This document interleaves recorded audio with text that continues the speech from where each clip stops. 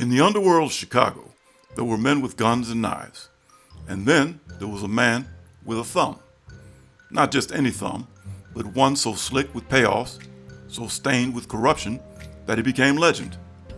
They called him Greasy Thumb Guzik, not because he pulled the trigger, but because he greased the hands that did. Politicians, cops, judges, anyone standing between the Chicago outfit and its millions. Every dollar passed, every bribe approved, every pocket quietly lined. If money had a passport, Jake Guzik stamped it. Welcome back to James on the Mob. I'm James Jenkins, your host and narrator. In this episode, we uncover the life and legacy of Jake Greasy Thumb Guzik, the financial architect behind Al Capone's and the Chicago Outfit's empire, and the man whose thumbprint can still be found on the darkest corridors of Chicago corruption. Jake Greasy Thumb Guzik was not a gunman, not a frontline enforcer, and not a headline-grabbing killer. Yet few men wielded more quiet power in the Chicago outfit. His nickname came from a thumb perpetually stained by cash, a symbol of bribes, payoffs, and under-the-table deals that kept Capone's empire insulated from the law.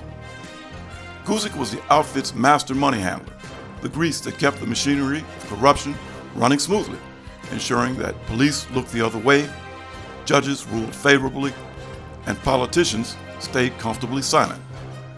Where others used violence, Guzik used influence, and through his careful management of millions in illicit funds, he became one of the most indispensable figures in the criminal history of Chicago. The man who would one day count the millions of a criminal empire was born Jacob Guzik on March 20th, 1886. While some sources list his birthplace as Moscow or Russia, the more specific and consistent records identify his origin as near Krakow, Kingdom of Galicia, and Lodomeria in the Austro-Hungarian Empire, today's Poland. His parents, Max and Mamie or Fanny Zeitlin, were German Jews from Katowice in Prussian Silesia. The Guzik family immigrated to the United States when Jake was a child, settling in Chicago where his father supported the large family by running a small cigar store. Guzik's entry into the workforce was not at a bank, but in the heart of Chicago's notorious vice trade. His first job was as a bartender and pimp in a whorehouse run by his older brother, Harry. Guzik's criminal career began in the notorious Levy district on Chicago's South Side, a segregated, quasi-legal red light district where vice was not so much fought as managed. This was not a passive role. With his brothers Harry and Sam, Jake Guzik was an active panderer involved in the white slave trade. Their operation allegedly involved luring or tricking country girls to the city and then breaking them in, often through professional rapists, and then selling them into forced prostitution in the city's brothels. This brutal operation existed within a complex vice ecosystem. At the top were figures like Big Jim Colosimo, the founder of the organization that would become the outfit. By 1912, Colosimo, himself a former pimp, controlled 200 prostitution houses. The Levy also hosted the nationally famous Everly Club, a most famous and luxurious house of prostitution, run by Mina and Ada Everly, who operated at the apex of the trade. When the 1911 Chicago Vice Commission report finally led to the Levy shutdown in 1912, the Everly sisters retired as millionaires. Guzik, operating at the street level, was a student of this system. The Levy was not a lawless zone. It was a carefully managed economy built on a systematic bribery. The intermittent raids conducted by the police were not intended to eradicate vice, but rather at maintaining a flow of bribes to police, politicians, and politically connected crime bosses. Guzik's early career as a pimp was a practical education in this system. He learned firsthand that the true profit was not merely the sale of sex, but in the financial administration of the payoffs that protected it. This system of political fixing and graft, perfected in the Levy, provided the exact blueprint for the role Guzik would later play for the outfit. As the Levy's power waned, Guzik's rose. He and his brothers first captured the attention of Johnny Torrio, Colosimo's pragmatic right-hand man, by breaking up fellow pimp Jack Zuda's monopoly on prostitution. This was a bold and effective move, demonstrating Guzik's value. He was already showing his way with numbers and made Torrio very rich. This relationship was formalized when Colosimo, likely at Torrio's urging, invested in a brewery operated by Guzik just before Prohibition. When Torrio imported Al Capone from Brooklyn, a new power dynamic emerged. The bond between Guzik and Capone, which would become the financial bedrock of the outfit, was forged in two ways that are not mutually exclusive. The most common story is that in the early 1920s, Guzik, supposedly overhearing a plan to murder Al Capone, informed him. This act of personal loyalty, tipping off Capone to a rival's plot, immediately earned him Capone's trust and alliance with the Chicago outfit. Beyond this single event, their alliance was built on a foundation of mutual, practical need. Both men were working for Johnny Torrio. Their relationship was one of perfect complementary skills. Guzik admired the toughness Capone had, which he himself lacked, and in turn, Capone admired the intelligence for figures Jake had. Guzik was the financial wizard who never carried a gun. Capone was the enforcer who protected him. The symbiotic nature of their relationship was cemented in a public and brutal fashion in May of 1924. This incident, more than any other, established Guzik's protected status within the Chicago underworld. Guzik, described as incapable of physical resistance, got into an argument with a freelance hijacker named Joe Ragtime Howard. Howard slapped and kicked him around. A humiliated Guzik waddled off and related the incident to Capone. Capone charged out in search of Howard and hunted Howard down at Heine Jacobs Saloon on South Wabash Avenue. Howard was found at the saloon bragging about the way he had made the little Jew whine. When Capone grabbed him and demanded to know why he had mistreated his friend, Howard's reply was a fatal miscalculation. He reportedly called Capone a pimp, or more explicitly, "Go back to your girls, you dago pimp." Capone, who despised the moniker, even though it was true, wordlessly drew a revolver and after several seconds emptied it into Howard's head. Capone's murder of Joe Howard was not a simple act of friendship. It was a cold strategic signal to the entire Chicago underworld. Capone, who was still consolidating his power in 1924, had just risked a murder charge, one that would hang over him for a decade, for a non-violent, non-Italian associate. The message was unmistakable. Guzik was the business. An assault on Guzik was an assault on Capone's earnings. This public execution created the protected non-violent sphere of influence that Guzik required to operate. He was, from that moment on, untouchable. Guzik's value was encapsulated in his famous nickname, Greasy Thumb. This moniker had a dual interconnected meaning. The first was literal. His thumb was proverbially greasy from the green stain of counting the vast, unending flow of illicit cash from the outfit's bootlegging, gambling, and prostitution rackets. The second, and more important meaning, was functional. Guzik was a man who greased the wheels of Chicago's political and legal machine.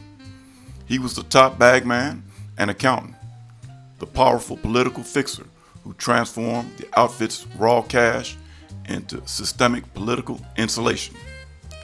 Guzik's base of operations was not a fortified bunker, but a testament to his confidence in his system. For decades, his office was a table at St. Hubert's Old English Grill and Chop House, located at 316 South Federal Street in downtown Chicago. This restaurant was where Guzik held court, chatting with gamblers and politicians alike.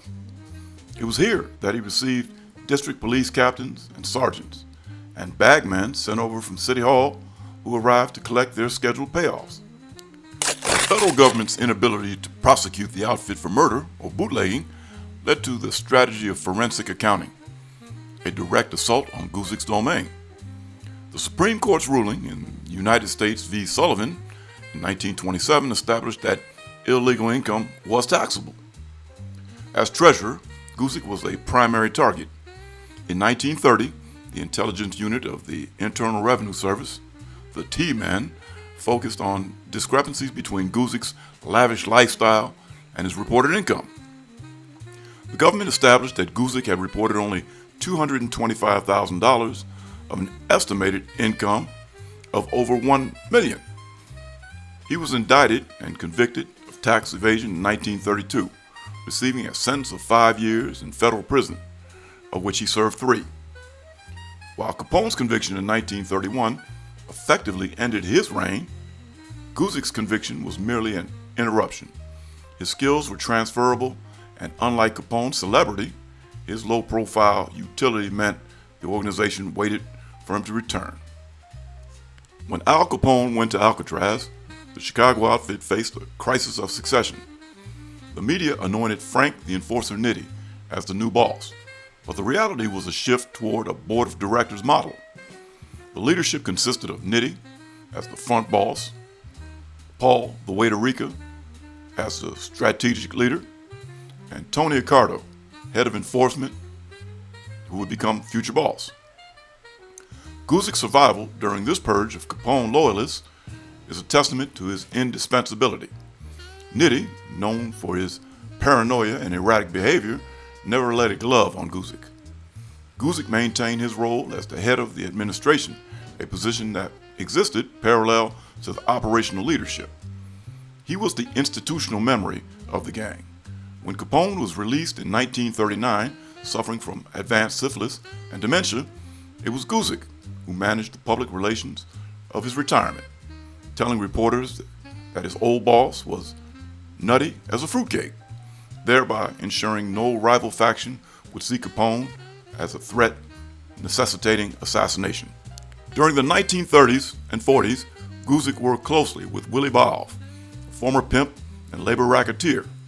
Guzik had initially recruited Baoff and introduced him to Nitti, recognizing his potential for extortion. This partnership led to the infamous Hollywood extortion scheme, where the outfit took control of the International Alliance of Theatrical and Stage Employees Union. And through Baoff, the outfit extorted millions from major movie studios by threatening strikes.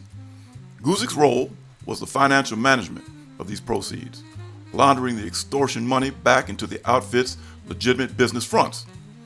This operation demonstrated Guzik's ability to identify and cultivate talent and manage revenue streams far more complex than simple bootlegging. And although Baoff would later give damaging testimony during a 1943 trial that would put 6 top outfit members in jail, Guzik's prestige would not suffer a bit because he had initially introduced Baoff to the outfit. Perhaps the most significant contribution of Guzik to the post-prohibition outfit was the conquest of the race wire services.